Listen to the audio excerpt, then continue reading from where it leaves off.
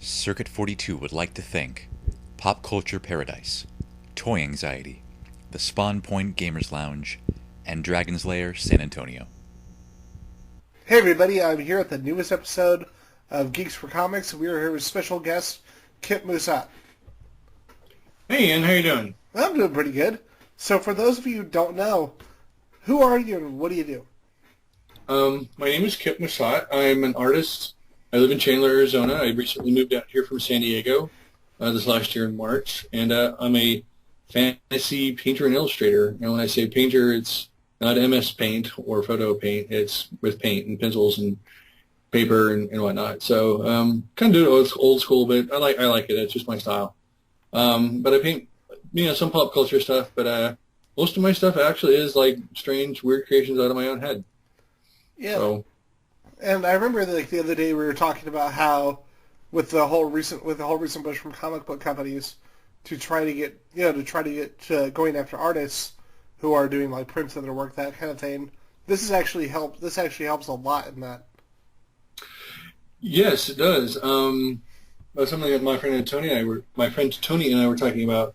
Because a lot of artists, like you said, cons or some of the bigger franchises are starting to go after people now, which is kind of too bad because, there's a great amount of fans and fan base that want art that the franchises just aren't making. They want, the Flash and Batman or the Flash and Thor or something, some stuff like that on the same stuff, or just stuff that isn't there. And they'll hurt their fan bases if they push too hard, I think. And so by having a lot of my own creations, and I still do some of the pop culture stuff, but I do like the off stuff. Like I don't sketch Superman or Batman. It's just not my thing. But like the Huntress, I like the Huntress. I like Hawkgirl. I like the little odd ones that nobody else liked. And then you hit that fan that really likes that stuff. And they're like, oh, nobody else has this. It's so cool. And immediately you have a new fan, and then you strike up conversation. And then the next day they're wearing their costume that they didn't expect to ever bring out of the closet. Like I met a girl at Las Vegas Comic Expo, and she saw I had a Typhoid Mary. She's like, nobody ever draws Typhoid Mary. And so the next day, she just showed up as Typhoid Mary, and we took our photo. And she wasn't planning on wearing it, but it was like, well, that's really cool. I like that, But most of my, like you said, it is good that most of my stuff is just like my own creation because I don't have to worry as much about, someone coming down on me. Or if they do, okay, well, I'll quit selling, this small portion of what I do. I can rely on all my other stuff and it's really what I want to push, especially this last year. I've been trying to get into doing book covers and game design covers and stuff. And right now I'm working on, with a local author, we're doing a book, and I'm doing the book cover. She's going to kind of mash them together. So when I say the book cover, I'm doing like 3 paintings, and she's going to sort of put them into however she decides the book cover needs to look with the titles and all that. And that's fine. But I'm still going to do the actual paintings and have those scanned or photographed in. And then I'm doing it I think it's 14 inside panels for this book. And, that's my own stuff. It's like, we got together with the person she's writing. It's actually a biography about a dentist. And so she says, well, here's what happened in my life, blah, blah, blah. And so, and it's not really fantasy stuff, but it's mine, and being able to do that and not do the Superman or whatever all the time, you can do your own stuff. And I'm working with another author, and she has this fantasy book that she wants me to do the cover for. Well, you can't put something that someone else owns the IP on someone else's book that doesn't have anything to do with that. So being able to come up with my own stuff, and then it's stuff that, we cross-license it like, I can do this for you for not so much. When we talked about this, I think the other day, it's not you can do this for exposure. No, I expect to get paid. But because you're going to put it on your book and you're going to let me sell prints that I like, because I like, I like what I'm doing. And if I think it's something I can do it as a print and sell it, that helps me. I can say, and this is a book cover, and here's the link to the book you can go buy. And I'm allowed to sell that print, and they're allowed to sell the book, and both of us are happy. So having my own creative strange imaginations of what I want to come up with, like monsters or girls with swords. And I think we can talk about later, is the new direction my art's been going with the girls and the military airplanes and the tanks and stuff. That all really does lend itself to being able to expand into markets that, would normally keep, a typical comic book artist out of unless they're making their own comic, So, yeah, it's all good stuff. Yeah, I was going to mention that because I know, like, one of the big things. Like, I remember when I first went to your house, because we did like a kind of a dual birthday thing. Was I noticed it was almost all science fiction, fantasy, and then a lot of airplanes. I do have a lot of airplanes, and you saw my model collection, right? I love. Yeah. My grandfather actually worked on Jimmy Doolittle's B-25, and I have some tools that came from that when they had to go do their bombing raid on Tokyo, and when they had to pull all the stuff out so that they could take off on the short airstrip. They had to make special tools because they put stuff in not expecting to have to take it out. And now you got to take all that. And for people that don't know the history, they had to take so many hundreds of pounds off each plane. And so I have this weird little wrench. I'll show you that. I don't know if you saw it, but it's a weird little wrench that he said, "You don't ever throw this away, and here's why." And at the time, I was like, "Oh yeah, that's cool." And I didn't appreciate it when I was in high school, or I think it was younger than that, what it meant. And now I'm like, "Oh my God, that's incredible." So I have this very strong tie because my grandfather worked on B-25s and B-17s. He was a mechanic in the Navy. And so that's how I got my indoctrination to my love for airplanes and jets and whatnot. And I'm more of an airplane person, really, but I kind of like jets, too, because they're kind of cool. Go ahead. I was going to ask you, have you read the comic that was published a couple of years ago called Storming Paradise? No, I haven't. It's by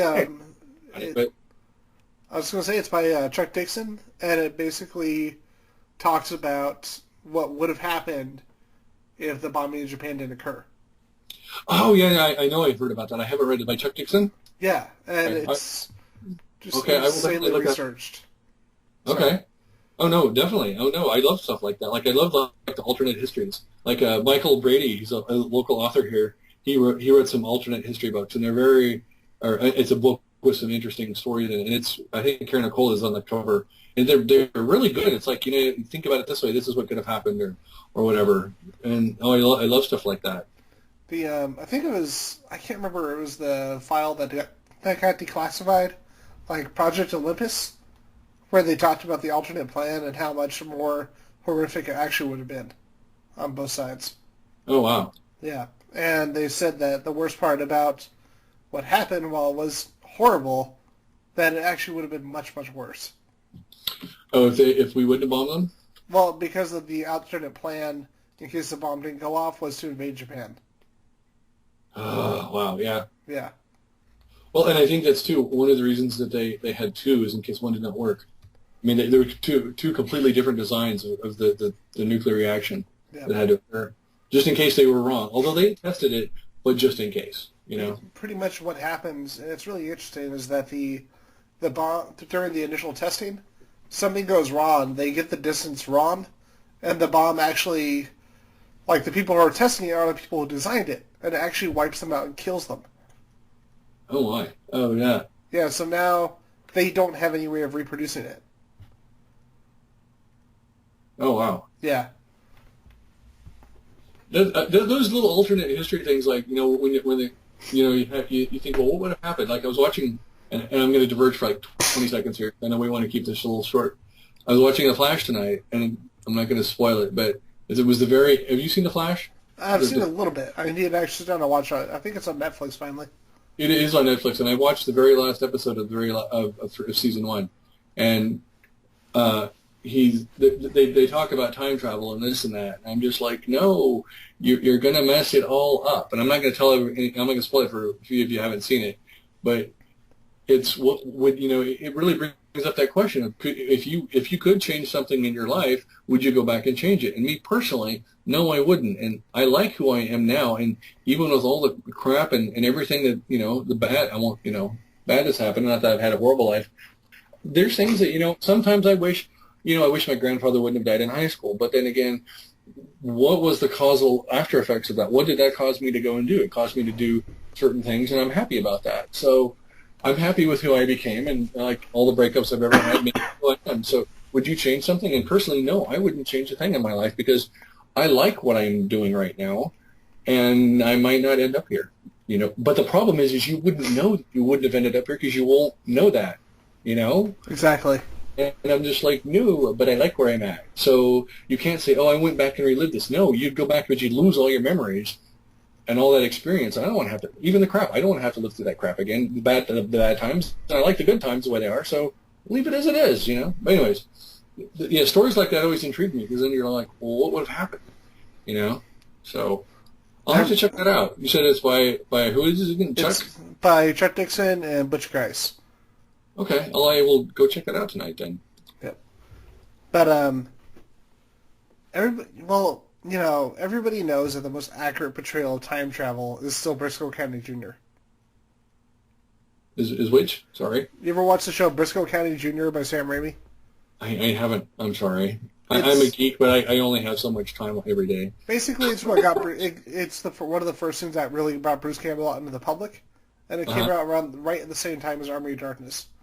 And it was a cowboy show that became a show that involved science fiction and time travel. Oh, okay. Yeah, like it was one of those shows I think would do much better now than when it was actually on TV. Oh, right. Yeah, that's true. Now that people know who he is and stuff. Yep. But yeah, you were talking about tackling different genres, and that's really cool actually because you don't see nearly enough of that at a lot of shows. I mean, the funny thing is, even though everybody talks about like a lot of critics of anime art say a lot of it looks the same.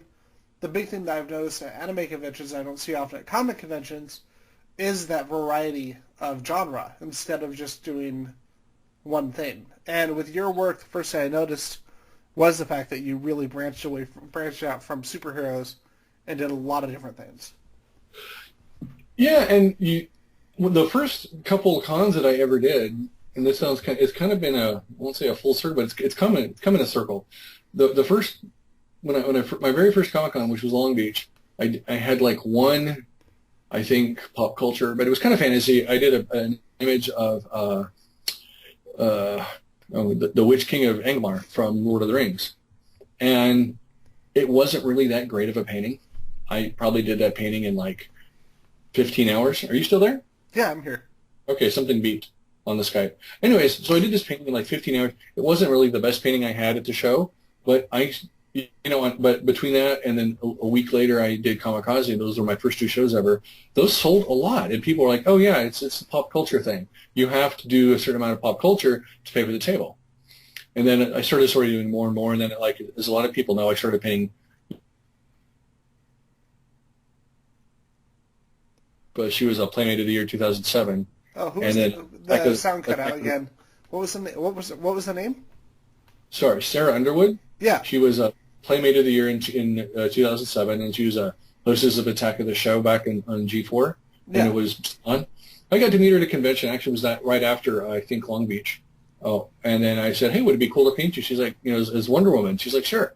So I painted her, and her fans like that. But it's really weird because fans of Wonder Woman will go, "Wonder Woman doesn't have blonde hair," and so I get that a lot from that image. But people know who she is. They're all over that print. But some people don't know who that is.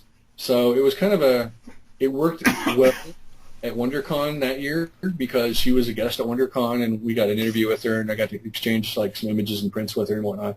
So it worked well that year, but I thought it would be like a better selling print because, well, it's Sarah Underwood and it's Wonder Woman. But no, it's not the Wonder Woman that people imagine. And I have found out the hard way sometimes if you do an image of something from the movie, but it's not exactly like the movie, it doesn't sell. It doesn't matter, how good it is. It's just like, well, that's not the movie, and blah blah blah, and that's it's something I used to kind of like growl at, like not out loud, but I'm like, well, why don't they like this? It's a good piece of art. It's not what they want, and like you can't make people like your art. They're going to like it or they're not. So you sort of have to kind of cater to find that happy medium. Like I can paint the Huntress because she was popular before the Arrow came out, and people will accept that picture. But or Superman. Not that I paint Superman, like you said. There's so many images of Superman, it doesn't really matter. But if I was to paint something and call it the Arrow, and it sort of looked like the Arrow, but it wasn't quite, it probably wouldn't do as well because people have this preconceived idea of what now the Arrow is, supposed to be. Or things or if I painted Darth Vader, but it did look like Darth Vader. It looked like something weird, but I called it Darth Vader. That wouldn't go over, right? Because we know what Darth Vader's supposed to look like. We know what the Arrow is supposed to look like. So when you paint stuff like that, you have to sort of stick to what fans expect that actor to look like. And so that's something you get away with more when you do fantasy stuff, or like we were talking about earlier, those off characters like Hawk Girl. I think there was a Hawk Girl and a Hawk Man back in the 70s, but nobody really knows about it, you know. And there's rumors that there's going to be them; they'll come out in something, but they haven't yet. But there's been so many comics, like the Hawk Girl images, the couple sketches I've done. You know, people, oh, you'll have Hawk Girl, yeah, I'll buy it, and they immediately don't care how much it is; they'll buy it because nobody else does Hawk Girl. And so if you hit those corner case characters, people really go for that because the market isn't already overwhelmed. But then again, you're not competing against every other artist out there. Like, you know, I'm not picking on people, but like my friend Alfred, he paints or sketches and colors Spider-Man and Batman and Superman a lot, and he's really good at it. You know, and I don't want to have to break into a market that I don't really care about that character. You know, not as much as Alfred does. And Alfred's painted, or not painted, I keep saying painted. He's sketched and colored Spider-Man so many. He's really good at doing it. I wouldn't be that good at doing it because I haven't done it. And do I care to do it? Not really. So, but do I like my fantasy stuff? My girls with hot swords and boots and latex armor? Hell yeah. I'll sit there, and if I don't sell that, I don't really care. See, this man knows what's important. I painted something really nice that I like it, and there's going to be that other person out there that really likes it too. And that's who I actually really am marketing to, is the people that like the art that I like to paint. And you just have to find those. And I found a couple of them, and they buy my originals. And I'm like, so when I come up with an idea, I'm like, hey, this is what I'm thinking of. What do you think? I listen to what they say. I don't always go with everything they say because, you know, got to keep your own creative ideas. But I pay attention because that's who's buying not just one, but like I was Albuquerque Comic Con, and this one guy, Mason, bought a couple $100 of my stuff. And since then, he's bought my couple originals, you know, and I'm like, okay, this is the guy, and he buys like my own creations, you know, and so it's, pay attention to what this guy, he's your target audience, you know, so, and it's a lot of my own, and some of it, like, you know, he bought my Hunter's Phone case, and a picture of her, but he buys a lot of the Thor images I've done of Tony, which her and I kind of consider that whole female Thor thing. We were doing that 4 or 5 years ago before Thor was cool, you know, and Thor was female. That was just like that's a Viking thing. I don't really consider that infringing on the Marvel genre because no, her ancestor, you know, her not too far in, you know, immediate family is from Sweden and in Norway. So we're like, yeah, she's part Viking, and I found out that I'm part Viking. So we're like, we have this warrior kind of a tie, and so we're like, yeah, let's do some Viking stuff. And she's like, that'd be cool. And so that's how that whole thing got started. You know, and she kind of knew that there was a Thor, and then we lucked out that the Avengers came out right about the time we debuted those images, and then it, you know, that sort of made us both kind of take off. But having the whole fantasy thing and doing your own stuff, like I try to do, you know, like I said, I still like, there's characters I like, you know, and I do like to sketch Harley. She's fine. It's just, but it really helps because you can get into game design and you can do cards or you know, book covers, and you don't have to worry about stepping on someone's IP because it's your own thing, you know. And someone can see, hey, can I put this on my book? Sure, this is what it's going to cost you. Oh, So, okay.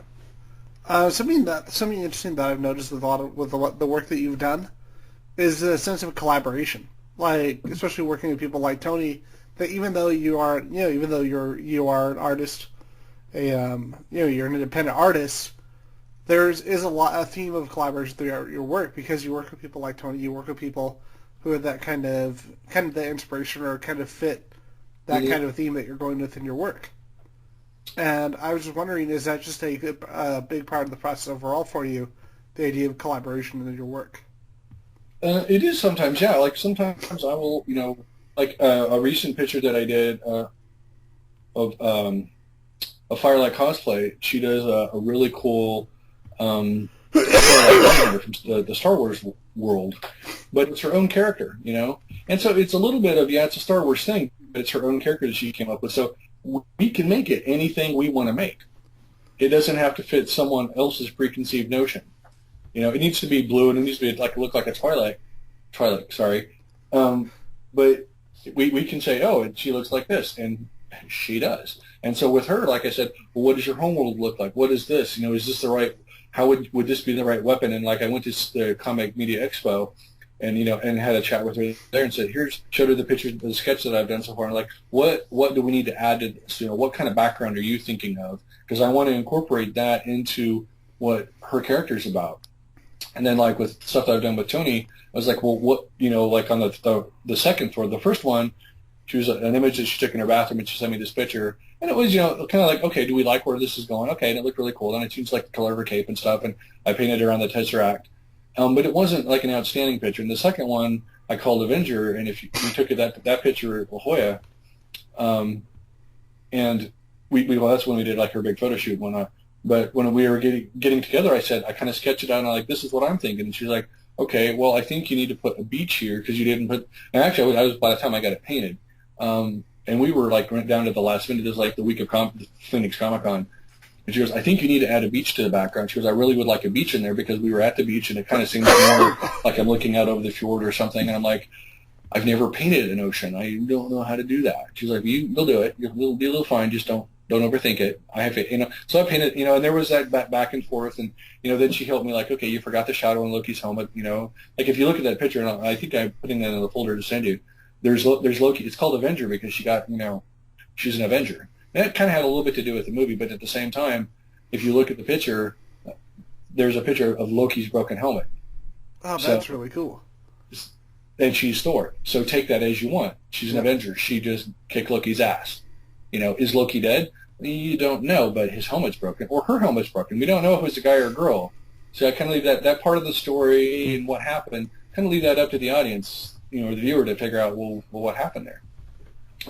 But her and I were talking like, how do you want to stand? Which image should we use? This is kind of what I'm thinking. And I've done that a lot with some of, when I worked with her and, some of the other people. Like when I was working with Katie Moore on her Huntress, she sent me a picture and I said, well, what do you think would be a good background? She's like, well, I think a city, could you paint me on a gargoyle or something, or like hanging off the side of a building or something like the Huntress would be. And the gargoyle, and I think did I put the Huntress in this? I did. You'll be getting that in a bit. She's sitting on a little gargoyle, which is the gargoyles that are at my front door. Right? When you were here, they're like 6 inches long. But I took a picture of it, and when I was painting it, I sketched her out. And I'm like, okay, now how do I fit this in? And I just literally set the gargoyle image, and it's a real. When I say gargoyle, it's not what's called a grotesque. It's not a statue. It's the drain spout type of gargoyle, right? It hooks to the wall, and it would be the drain spout. And they really are drain spouts, but they would probably eventually weather if they got drained. Anyways, so I set that down, and I literally just took it and I sketched it out. And because she was sitting on like a stool or something, so I kind of said, well, if it was on the side of a building, it would be about this big if she was sitting on it. And then she's like, yeah, that's perfect. So there's a little bit of, how do you see the character? Because a lot of the models and stuff really, they actually sometimes know their character better than I do, or they have a vision of what they want. When you're working with somebody and you're using their photo, you don't want to just, unless you paid for it, and paid them for their time, which, I don't really pay for a lot of that. I just say, here's what I can give you some prints, and I can pay for a photo shoot or whatever, and that's, you kind of want to work with them because you want them to be proud of what you're doing and want to show it off for you. So, it helps to have that collaboration with them, because that way they feel involved and they feel a part of it. And that's very important that everybody feels a part of it. You're not just using the model as a picture or something, you know what I'm saying? And there's been a few instances where I haven't actually asked to use someone's photo. Like I did on my Maleficent picture, I did not ask Angelina Jolie. And that's because it started out as a practice sketch. I hadn't painted for a while, and I started sketching it, and I'm like, this is turning out pretty good. So I posted it to Facebook, and people are like, okay, I want to print this. I'm like, no, it's not for, And people talk me into like finishing it out. But most every other time, I will try and contact a person, or if I can't, I will tag them and say, hey, here's this. Let me know if you want to print. I'll send you some stuff, And they like that, because it makes them feel that they were a part of it. And, that's important because, I'm using their image, and I don't want to make them feel like weird or awkward. And the good thing about that is that you do have a lot of people, and I hate to say it, but you have a lot of people, especially in the community now, where they have this almost doubt that if a pretty girl dresses as a character, they almost assume that they don't know about the character. And yeah. That's you bring up a very good point. That there's a lot of, I don't know, I won't call them uber geeks or something. They're a certain type of guy, and even girls have been guilty of this. The girls that don't cosplay think, oh, she's just wanting to look pretty. No, they really like their characters, and they know they know what issue the person came out. Like a lot of the Harley girls, some of them, Yeah, some of them don't know, but a lot of the ones that have the really intricate costumes, they're so intricate because they researched it and said, oh, it needs to have the lace here. That can't be gold. This buckle needs to be silver, because they went and read the comic book or they did the research because they liked that character. And so picking a fight or an argument with one of those is not a smart thing, because those people, and male cosplayers the same thing. Most of them really know their characters really well. And, and it doesn't matter if you're pretty or not. I think, but like you said, people assume it's pretty girl. Oh, she's just trying to show her body off. No, they really like those characters, and that's how the character is portrayed. So, don't make, I don't know, don't make such a big deal about it. Don't hate. It's all good. Well, I like the I like the term that there's a reviewer online named the Nostalgia Critic, and he did a Mad Max review, and he coined a perfect term for that, and it was meta-ness. And it's great because the whole thing is Mad Max review, and you find out that they're angry about they were making fun of the people who are like, oh, there's a woman in the lead. They're trying to steal the movie from the men. And I love it because him, dressed as one of the characters, confronts them and says, oh, you guys seem pretty manly. Like, what do? Do you go out? Do you go to bars, sports, pick up chicks? Oh, no, we mainly just make YouTube videos. So you guys don't really do anything manly. You just go online and complain and bitch. Yeah, pretty much. I'm gonna go with them. I'm gonna go with these girls here because they're a lot manlier than you. Bye. Yep. And while I've got mixed feelings on Nostalgia Critic, meta-ness is possibly like the perfect term for that. Meta-ness. I'll have to remember that one. Sorry, I'm talking to myself while listening to you. Yeah, no, but no, that's one of those things where, like, people are, or like when they say, oh, you just like painting pretty girls. Well, yes, I do. One, pretty girls is what sells. If there are very few. We have this thing set in our head as if superheroes need to look a certain way. Well, they kind of do, and badass people need to look a certain way. Girls with swords are, they kick people's ass. Guess what? They're probably athletic. They need to have that athletic-looking body.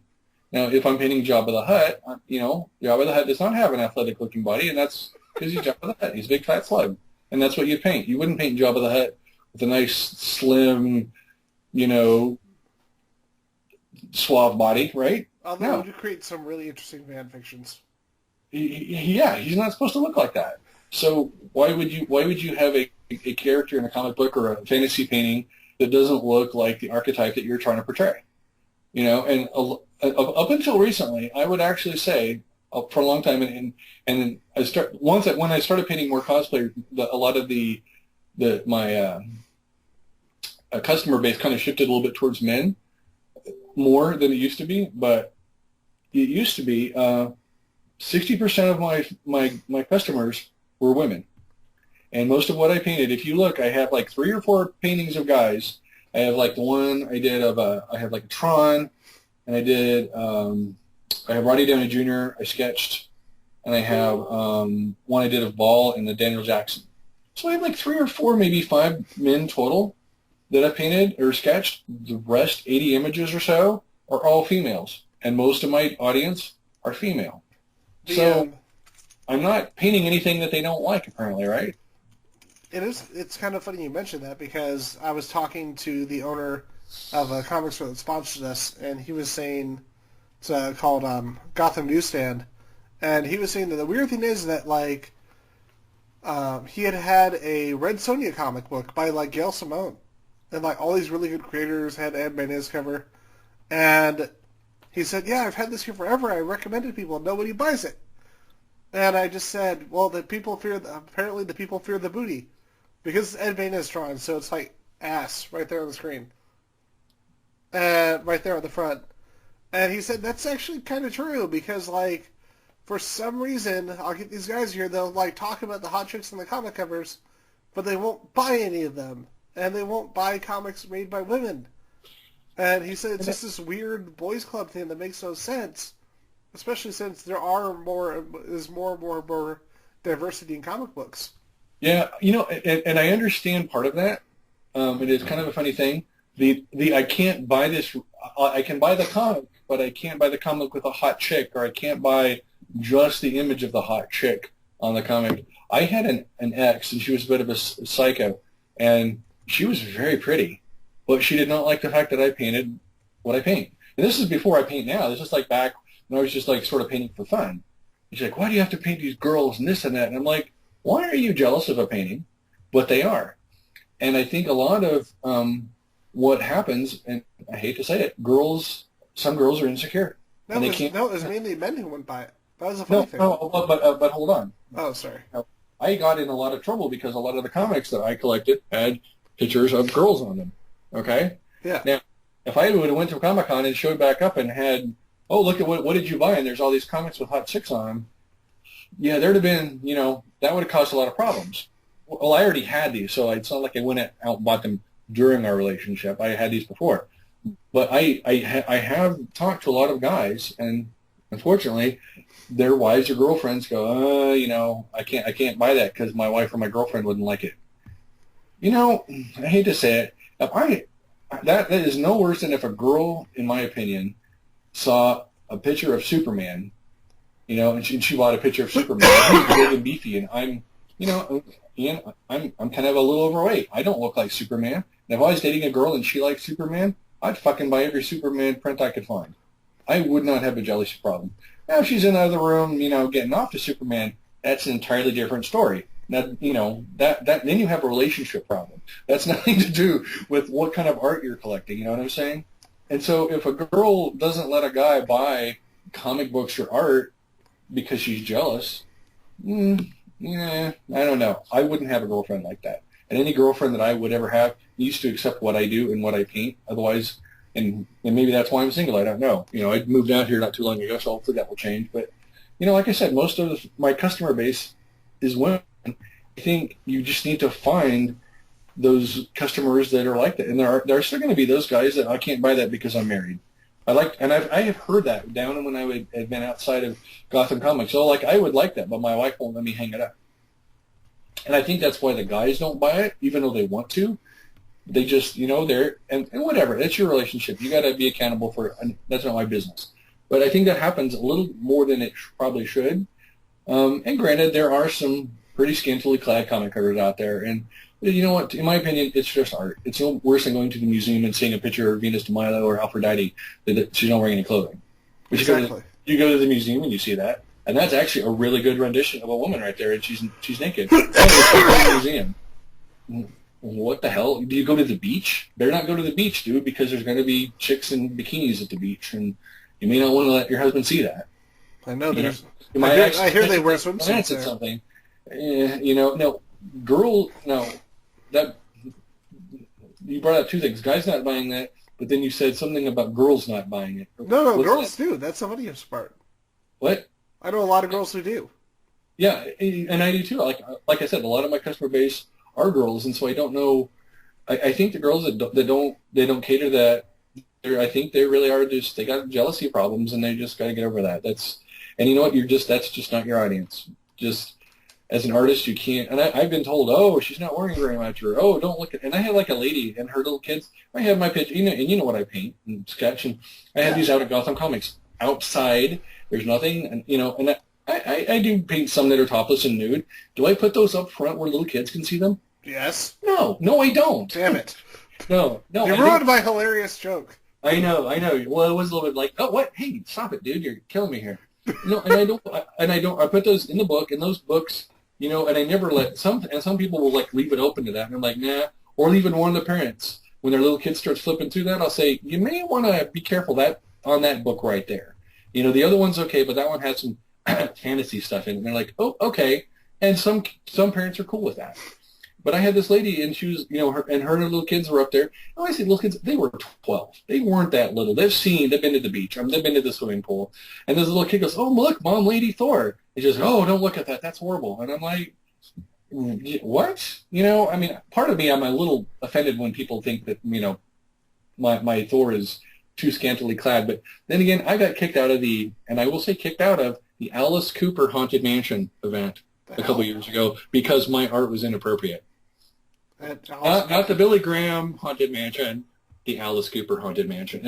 And I was kicked out by somebody who apparently didn't have the authority, and he got in trouble later. But they had actually, the organizers had seen my work, and they said, hey, you know what, on this, just put some stickies over it. And I'm like, that's your only problem. I'll just pull any topless stuff out. I'll just pull it. It won't even be in the flip books. Because, yeah, I get it. You have little kids at your event. And this one guy, he flipped out, man, and I thought he was going to, like, start flipping my tables. So I'm like, whatever, dude. And he was supposedly a person of authority there, so I just let it go, and I packed up and left. But I was doing really well there. I was a guest artist there, and I was a little pissed off that I was being asked to leave. It turns out I should have been. My friend Casey that organized it says, no, he didn't have the authority. You should have come and got me. But live and learn. But the Alice Cooper Haunted Mansion, I was a little. That's kind of my funny story. Anyways, I was going to say we were talking about. Sorry. No, we were talking about stuff. What were we talking about? Like stuff. I think we kind of diverged a little bit. Well, I just want to bring up really quick. Like, I just picked up the Alice Cooper Chaos crossover, and I was going to say, if something tells me it wasn't him, considering it was not Alice. Yeah, considering no, he just did a crossover. Somebody else there that was being a little bit too much of a prude, but whatever. But can I quickly mention my website and what I got going on this year? Yeah, where can we find you? You can find me, and I don't have all my stuff there yet. It's 90% there, but I'm getting it updated. I'll have it updated by Christmas. It's at Kipsworld, KIPSworld.org, and I think you can put like a link on there, right? When you post this. Yeah. Yeah. You can look me up on Facebook under Kipsworld, or go to Kipsworld and find my Facebook page or whatever, or vice versa. And I have my stuff there, and you can buy it. And there's a couple prints I don't have there like today, but they will be there by the end of Sunday or at the latest by Christmas. Just because like I've been working, I know there's like a whole section of like stuff that doesn't belong anywhere else. Like we talked about earlier when I was talking to you the other day, the breast cancer research benefit image that all the proceeds go to help breast cancer research, just because it's really affected my life a little bit more than I would like. Because like with the exception of one or two women, every woman I almost know has been affected by that in my family. So that'll be there for people. I have like my R2D T-shirt, I have a book, and I have my self-published comic that I did, and that's stuff that doesn't fall into the other print categories that I sell. And so that's going to be there, but it's not there today. I'm working on it. But that'll be at kipsworld.org, and then and I do have sales every once in a while. So kind of follow me on Facebook, and sometimes you can get like free stuff. And I do have a Patreon site, and so if you go to I think if you look up Kipsworld on the Patreon, whatever, there'll be a link to there too. Right now I only have like 2 Patreons, and the benefit of being a Patreon, and they've been my Patreons for 2 years, so because they've been like loyal and everything, I'm giving them like a free sketch this year, or like thank you for a good 2 years, and one person is like a couple dollars, and it's not even a per month thing, although it's almost per month. I do it per image that I deem worthy. Like if it's a little simple sketch I did, no, not really. I'm not going to count that. But if it's like a big sketch, then like one guy is at a level that, and it's quite a bit, he actually gets a free print for everything I do. But he does. If I skip a month and I don't have anything to publish, well, then he doesn't have to owe me anything. It's really only on a reward basis. And if I put out good stuff, that's when you get sort of billed or whatever. And it can be like from like $1 an image.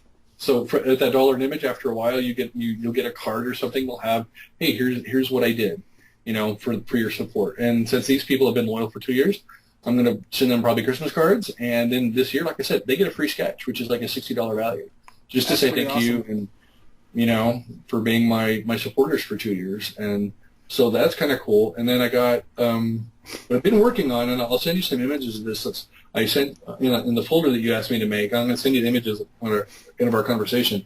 One of the images I'm working on right now, just like we talk about collaborations, I'm working on this one that combines some aircraft and hot girls, and I have a couple of those going on. The one that I'm doing a picture of Tony Darling, and she's in her Mother Russia from Kick-Ass, but it could be from Kick-Ass or maybe it's not. But anyway, she's in her Mother Russia outfit, and she's looking really tough and has her arms crossed. And actually, that's when she was buff. And none of that, by the way, was photoshopped. Okay, she really did look that good. She worked out for weeks to get in shape for that. Well, she's always been a beast. It's ridiculous. Yeah, and so I love it when she visits me because we can go to the gym and it's like having a free trainer. It's like, yeah, I'll get you a gym pass and you can show me what to do. And it's like having a personal trainer for a month or two while she's out here visiting. But so I doing this it's called From Russia with Love, and it's going to look like a postcard when I'm finished, but it's going to be like a big painting, but it'll look like a little, little 4x6 postcard. And it's going to have her on one side looking all tough and a picture of a MiG-23, which is a Cold War era jet, and they took a really interesting perspective picture on that. And then up at the top, I'm going to have like a little stampish looking thing, I think, and it'll say "From Russia with Love" across the top, like a postcard might. Yeah. So I'm working with that on her, and I worked with the photographer Craig from Craig's Cosplay Corral. He got me the image to use because I knew those images were out there. I'm just like, I'd like to look at all of them and because I had a couple that Tony had sent me. But I was like, he had all of them from the photo shoot. So he was nice, and I said, hey, can I use these? And so, again, it's that whole collaboration thing and working with other people.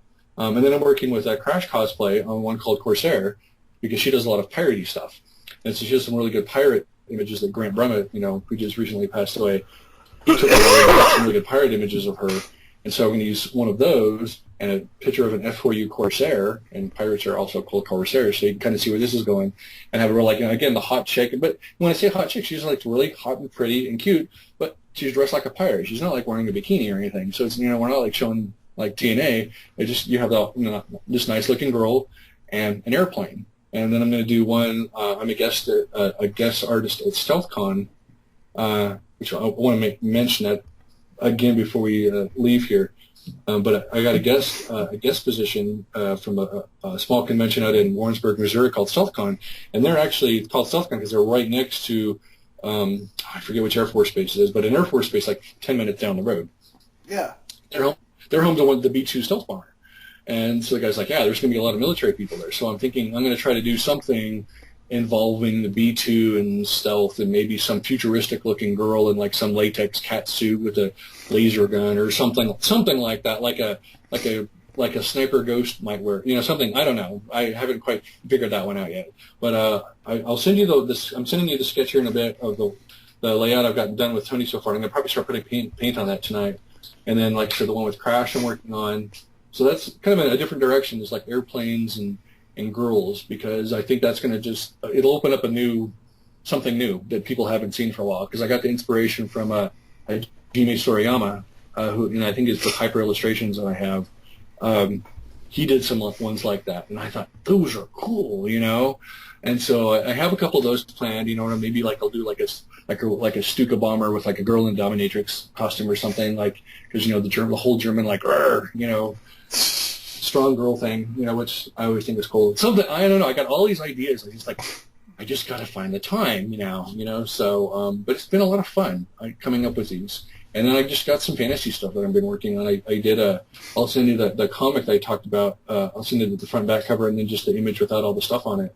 Of the comic I did of my character Demetra, which I've done several images of her. Tony helped me on a couple, and my friend Megan helped me on a couple. And I'm trying to, it's one of those, it's my own character, so I can just say this is how it looks. And where can people find it?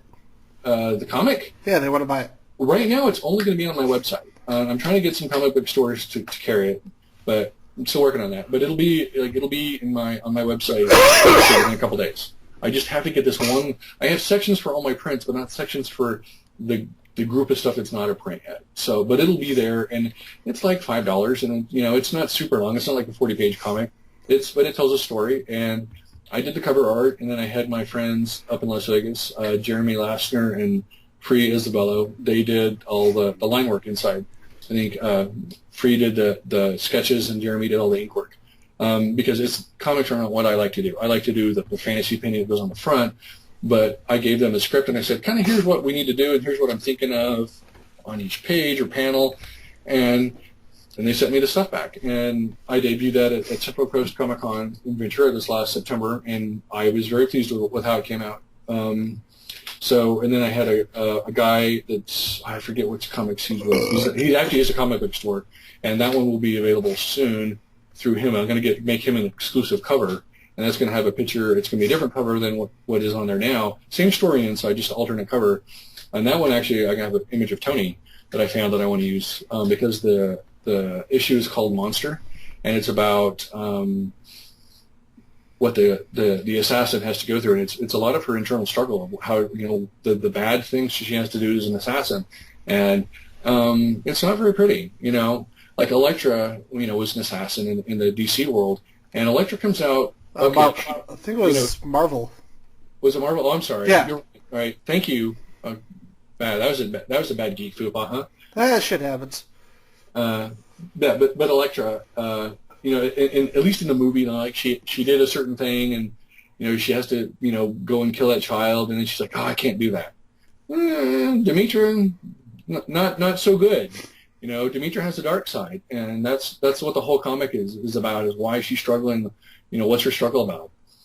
And so that's why, like in most of my paintings that I've done of her in the sketches, you know, she's always crying because she has to do something she's not too proud of.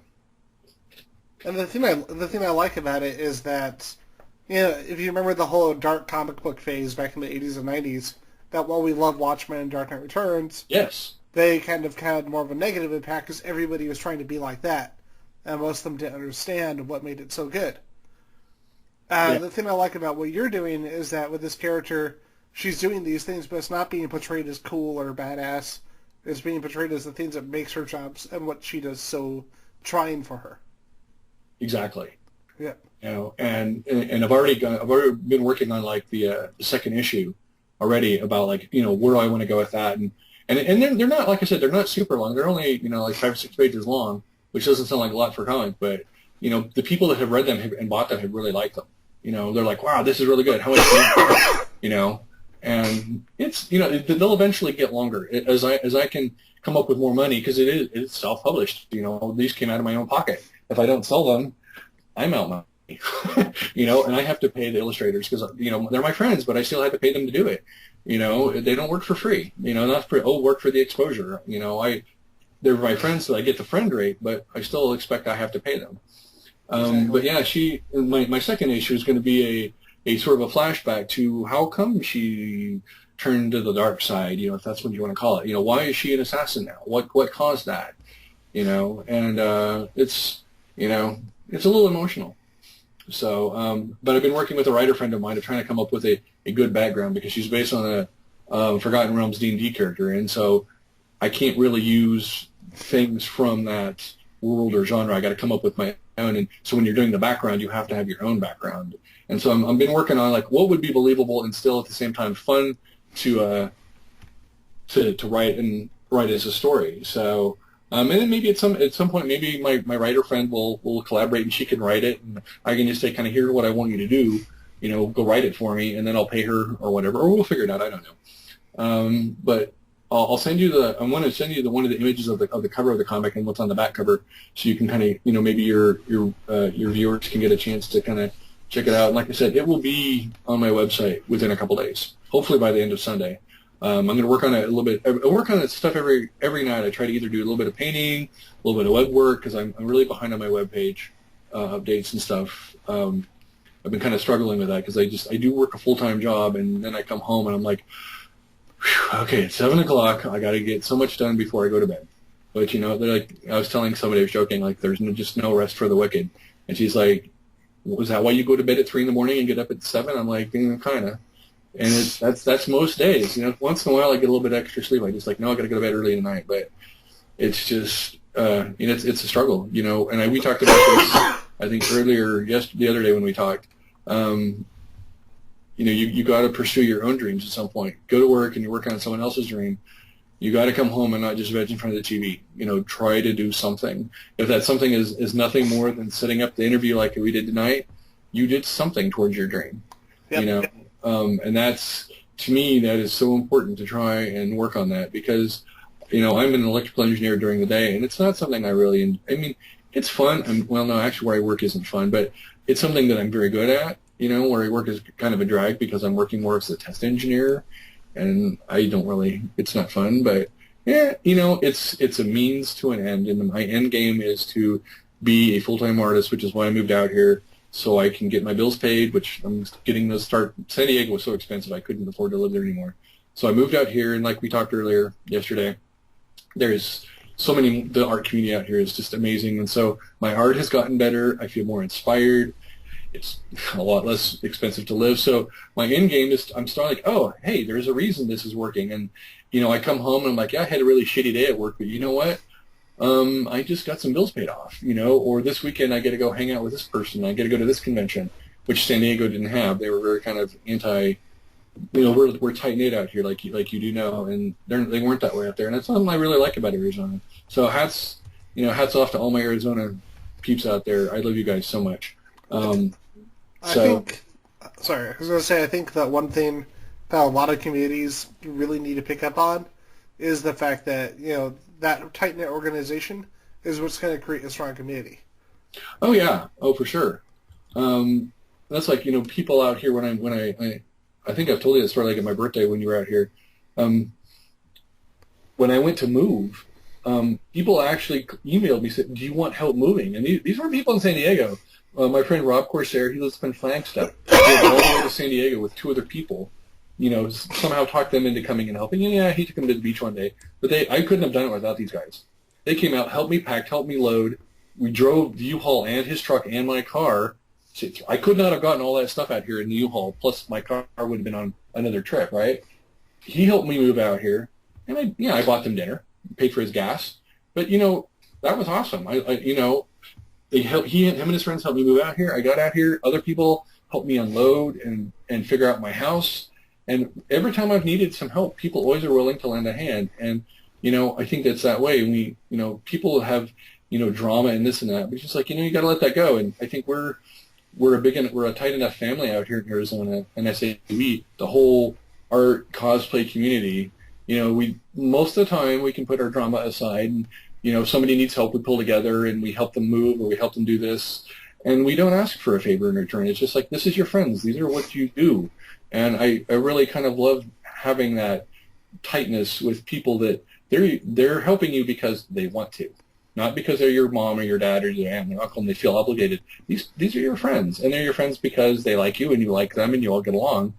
And you're all in this together. You're all going through life's little adventure. And like when we were at Tucson Comic-Con, the little row I was on, it was like almost everybody that I love to hang out with was on this row. I mean, and there's people that weren't there, that they just weren't, but it was like the cool kids row. And I was just like, this is awesome, and we just had such a fun time at that convention.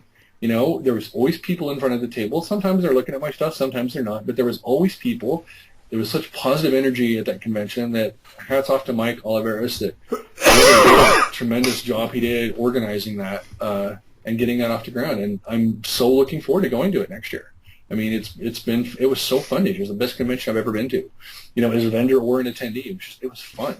Nobody was grumpy. Everybody was having a good time. And yeah, not everybody sold as much as they want, but that's always going to happen. But people were always stopping and talking, and they were happy. And a lot of that has to do with the vendors there, especially like at my row, we were all just like, we were having a ball. We weren't like, rah, rah, rah. We're like, hey, it's, people were like, hey, do you need water? Do you need me to go get you something to drink? Or, we had other people helping show up. And that is really one of the reasons I moved out here is I didn't have that in San Diego. And it's amazing the closeness that we have out here with everybody. And I really like that. And, nobody can do it by themselves. You're always going to need somebody to kind of help you out a little bit or watch your back. And what I like is not having to ask for that. People just will help you, period, out here. And I think that's something that Arizona is kind of special to us, and it's very unique. And other people in other areas don't understand that. And it's just something that's uniquely ours. And now that I moved out here, because I feel I belong, I felt that, and there's a word for it, and I see it come by Facebook every now and then, that longing for a place you have never been. Well, I have longed to be in Arizona but not realized it, and now that I'm here, I feel at home. I've been searching my entire life for a place like this, and now I found it. It's just amazing. Well, the funny thing is, I just want to touch on this real quick before we move on to the last part of the show. But the funny thing is, when I went to Capital City Comic-Con, which unfortunately lasted 1 year, it was kind of cool at a mini reunion because Alfred was there, Kara was there, Shelby was there, and Marat was there. And I had realized I'd never bought prints from them. And I'd known them all for the longest time. And I went over and I went to Marat and I said, hey, Marat, I want to buy a print from you. And he said, "No, dude, you've been friends with me forever. Here you go, pick one." I picked one. You just gave it to me. Yeah, and exactly. And people are like that. I love that. But it kept happening, and then I thought, "Oh, Shelby's gonna sell me one for half price. That's cool." And then I get home and I realize he had actually snuck another print that I've been looking at inside the bag. Oh, that's cool. Yep. Yeah, like I do that for people, and especially like the when I paint something of somebody, it's like, I give them a couple free prints. It's like, oh, you have a boyfriend? Let me give, he might want to print. You have some parents? Why don't we throw in one from them? What do you want me to sign it to you?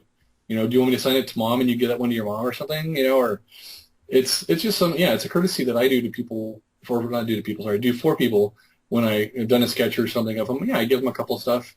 Or if they show up and they help me my table, or like my R2D2 T-shirts that I came up with.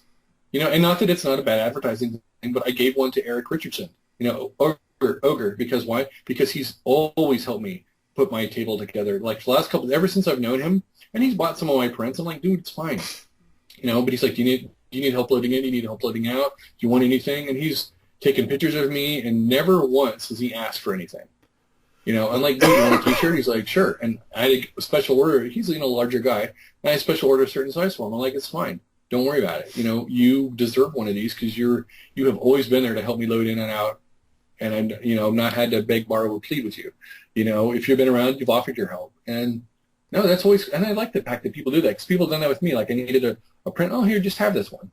Like Alfred and Carrie gave me some stuff a couple times. Like, yeah, just take it. That's fine. And people here are like that, and I like that. That's why I love Arizona because that's who we are.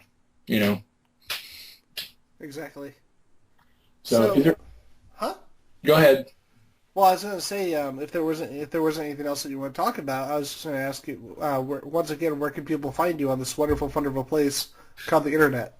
The interwebs. Yeah, the turtle webs. The turtle webs. It's kind of like that right now. I was trying to answer my friend Amber that I had messaged and talked to you about earlier in my internet to Facebook. Taking Facebook's down again. Anyways, they can find me at kipsworld.org. Or they can go to Facebook and look up Kipsworld. It's KIPS World, like how you'd spell it. They can find me there, and I'm on Instagram as Kipsworld Art, and on Twitter as Kipsworld Art. All of these links are on my webpage. And very soon there will be a Patreon link from my webpage. And I would really appreciate it. Like I said, if I could get my Patreon numbers up, it would really help. And my Patreons, they do get, even at the dollar a painting or whatever, the next conventions I'm going to be at, I'll be at Albuquerque Comic Con in January. Hold on, let me pull up a calendar here. I think that's January 15th, 16th, and 17th. And then the next one, I think it's the same weekend as Amazing Arizona, but I'm actually a guest at StealthCon the 13th and 14th of February. And then I will be at WonderCon Easter weekend, which I believe is the 25th, 26th, and 27th. And then in May, I have two conventions. I'm a guest at C3, which is out in Cheyenne, Wyoming. And that's I think it's the 13th, 14th, and 15th. I think it's 3 days. Yeah, I want to say it's 3 days. Yeah, they just announced that the other day. There's a link on my Facebook pages about that.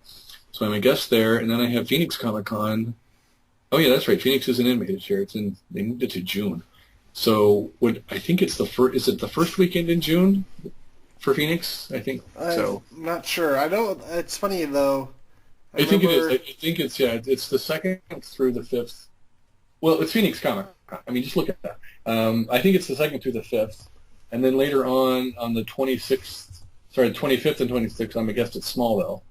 So I'm actually a guest at 3 places this year. And then I think I hinted at this. I'll hint one more time. I'm trying to get on as a guest out at some gaming convention that's out east, and it's a big gaming convention where they play lots of Dungeons and Dragons. Would you say that it rhymes with Dendon? Yes, I would. Generically speaking. It probably does. I see what you did there. Anyways, I'm working on that one. It's their 40th year anniversary, though. So if you haven't figured it out by now, I don't know. We feel for you if you haven't figured it out by this point. Exactly, but I may be there or may not. I'm still working on that angle. But and I'm trying. I'd like to go to Rose City Comic Con later this year. I think it's like in around the same time as that one. It's in the fall. So, but like after, besides Tucson, which is going to be like next year in November, after Smallville in June, I don't have anything really on the books. So if people out there in your listener world and viewer world have a convention that they'd like me to go to, I probably won't be doing Arizona conventions because I just try to stick to a few. I may do FanFest next year, next December, just because I went there this year as an attendee and I looked around and it was busy. It was pretty good. So I may do that this year. I wasn't really too sure about it because I heard bad things last year and saw pictures and there was like nobody there. But I actually went as an attendee so I could, it's hard to judge from pictures that one person took. So I'm like, no, I'm just going to go there and I kind of get a general feel. And people were actually, I was watching people. People were buying stuff off tables. And I think it was because it was close to Christmas and people were there buying gifts. And so I need to think about that. Like, what could I have that is gift-wise? And that is kind of important. And I'll tell this to artists here. Don't always try and sell the same stuff all the time, okay? Like Smallville, like I know, and this is what hurt people this last year at Smallville. I grew up in Kansas. I grew up in Hutchinson. I know that they don't have a lot of money there.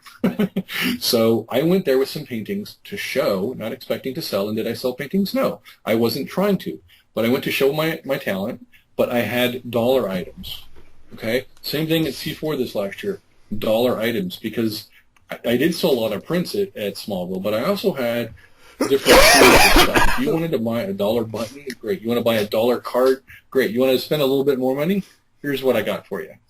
And some artists, they have just this is what I must sell and only sell, and there's some things that you can't always, I'm not going to sell my originals at Smallville. I'm going to take them to show because, there is that great chance. Am I going to take them to WonderCon? Fuck yeah, because every year I've gone to WonderCon, the last couple of years, I've sold originals and come out really well, and that makes me feel good. Like 2 years ago, I sold an original, one of the ones I did of Tony as Thor, on Friday afternoon. Okay, great. The whole entire con's paid for now. Hotel and everything on Friday. So the rest of the time I was like, woohoo, but that's WonderCon, okay, which was in Anaheim. That's a big show. So this year I went and got a booth because I want to show more of my original paintings. And do I sell cards and prints? Sorry. Do I sell cards and buttons at WonderCon? No, because you're trying to sell higher dollar items to people that will have a lot more money there because that's what they're expecting to buy. There's so many button vendors there and so many little, I won't call them cheap, but inexpensive vendors there. Hold on. What are you eating? My cat's eating one of my tax payment things. Oh, well. So you have to and I'm going to say this and then we'll let you go, but try to, people, whether they're artists or vendors or whatever, you kind of have to remember who's your target audience you're trying to sell for at this particular event and kind of cater towards them. If they're not going to have a lot of money, don't go in there with high dollar items. And if anything, have, dollar items, $10 items, $30, depending on what they want to spend, but try to concentrate on what people are going to have. And at these smaller shows, they're going to have dollar items. So like what was I talking about? At Warrensburg, Missouri. That's Kansas. Actually, that's in Missouri. But it's a smaller convention. It's at a student union, right? It's a smaller convention. So I'm going to have my prints. But in that case, I don't think I'm going to bring my buttons because I don't expect a lot of little kids there. But I'm going to expect college students that may not have a lot of money. Or here's the trick. They don't have a lot of space. And I've been told this. This is why I started doing cards. Because not everybody has a lot of space, but they'll buy a ton of little cards. Or they'll buy cards for friends. So you bring your cards, you have your cards over here, which are dollar items, and they're small. And I had Tucson 2 years ago, these high school girls came, and they're high school or they're college, so it's hard for me to tell. They bought almost every card that I had because they were only $1. Okay, they couldn't have bought 2 or 3 prints because that's, that would be but they bought every card I had, and that made me feel really good that they liked all of my art that much. They spent all their money. They told me they spent all their money at my table. They looked around, and they came back to my table 2 or 3 times. They said, okay, what else do you got? Because we decided you're the, okay, a little bit of bragging here, but they said, we've decided we like your art the best, and we want to spend the rest of our money here. And they'd already been and bought, at my table 2 or 3 times, and I almost cried. I'm like, really? You like my art? Because I was just like, you wait all your life to hear something like that. Yeah. But they couldn't afford to print because they only had $20. So each of them bought $20 of cards. And I gave them some cards for free because they were being nice. But I signed every single thing that they bought. They said, you can, can you sign this one a little special? Sure. If someone's going to do that and, like, honor you that much by buying that many of your things, that's a great, that makes you feel good inside. That's why you do it. And not every artist, they don't get that. They're just out there we are out there for the money, but, follow up with your fans and take care of them because they're the ones that take care of you, So, anyway, that's all I got right now. I could keep going on, but, nobody wants to listen to me that much. So, but I'll be at those conventions. I'll get my website updated, and I'm going to send you these images, and yeah. Well, before I go, first I wanted to say thank you for coming on the newest episode of Geeks4Comics. It's really awesome to bring you on the show, especially since we've been planning this for a while now. And like 2 months. Yep. And like life and so many things got in the way, Dude, it's the busiest year I have had since I started this. And I started my 5th year, and this has been the busiest year, and it's just getting busier, which is good. It's a good kind of busy. Definitely. Before I wrap this up, I wanted to suggest coming to some of the Texas shows, man. I should because I have a lot of followers out in Texas. Where are you? You're at what? San Antonio? Is that where you're at? Yeah. Okay. Yeah, let's find me some good shows to come out to. I mean, if they'll guest me, hey, that's even better. But let's talk offline and see if you can get me some information because I think that would be good for me and obviously good for you. And I'm going to send you some prints for having me on the show. Awesome, man. Thank you very much. If there's stuff that I'm going to send you, but you can go to my website. The stuff I'm sending you between what I'm sending you and what's on my website is everything I have. I think. Oh wow. I think so. Yeah. Well, there's just a couple new ones that aren't on my website yet. So. Yeah. And so I'm trying to get them there. I'm working on it. So yeah, give me like 3 that you want, and I'll send in your address. And if any new Patreons, let's do this. Any of your listeners, like, click on it and say, hey, I heard you on Ian's show. I'll send you something. If you want to but you got to click on my Patreon site and become at least like a member, and I'll send you some shit, just for joining up. How's that? As a freebie. So there we are. I think that's a really cool idea. I do too. I got to get Christmas cards sent out to like my customers this last year and the people that have supported me. So gotta do that too. All right. You guys have all the good night, and make sure to check out Kip's work and buy all the prints, or we'll breathe fire on you because that happens.